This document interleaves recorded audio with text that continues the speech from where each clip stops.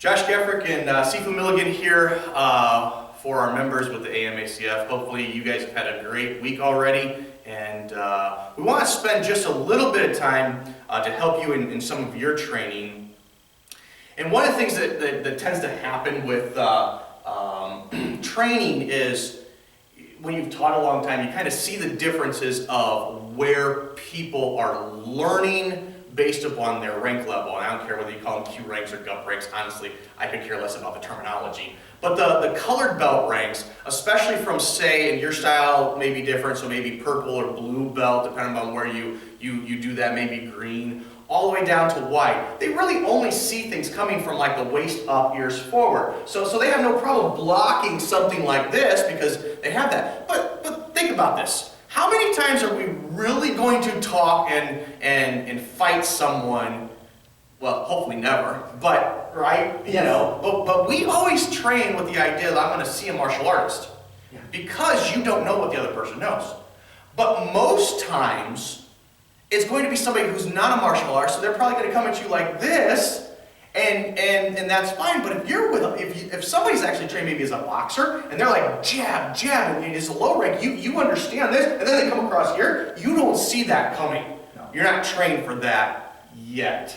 Okay, because you only see from here up. So keep that in mind as you're training an instructor. The low ranks really don't see anything except waist up, ears forward. That's why so many of them do very well in competitions of sparring, is because that's all they're seeing. Okay? But get them out on the street, not so much. But as you get up into the rank levels, you start to see basically ears forward and parts of the body, maybe knee on up. And so if you're a brown belt or a red belt, okay, you may see something coming here that you can block as a down block. The problem is you don't see multiple things at the same time. So if somebody comes here and then punches, you don't get that. And so keep that in mind. They may have more of the body, kind of like ears forward, coming and understanding that. What they don't understand is the sides. So somebody comes up and they get sucker punched, bam! They have no idea because they're not ever focused on that. And I love what Hebrews 12 says. To kind of define focus is keeping your eyes on Jesus, the author and finisher of our faith. Setting aside every sin that so easily encumbers you, right? Yeah. And so it's kind of the idea of a horse that has blinders on. I can see here, but I also can see all this, and that's kind of like where you are from mid-rank up to first-degree black belt. Okay, but what needs to happen is they need to be able to do multiple things at one time. So as they're learning, somebody attacks, you may be able to block here, but they don't know how to respond if you're blocking more than one thing at a time. So if somebody attacks, boom, right? And so we're both coming, and he had the 1-2, but I was still able to get this in for the strike to the solar plexus with the palm strike because they don't know that. Or you may end up with that warding, again, one, boom, and then into the side, and they're not into that rib cage area unless you're doing a one-step, so they come in straight in, and you move to the side, and you punch. They get that. So you may be thinking, no, they get the side. Well, they get it once they've moved over there because their variable has changed, and now they're still straightforward. But you as the instructor, you as the high rank, you got to be able to look at this from the idea of different planes. So we know the 8 areas of Kempo and the attack angles in front of us. We know that there's attack 8 areas on the ground. But the phase, and I want you to think of it kind of like, do you remember that game with the pens of the,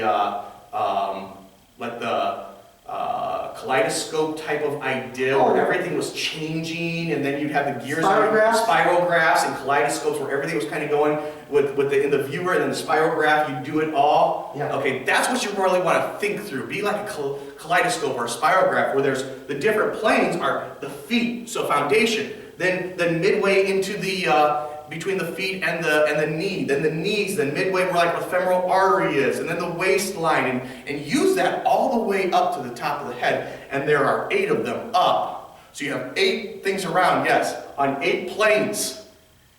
in 8 in the front, but also now you're looking at, well, you're in trigonometry.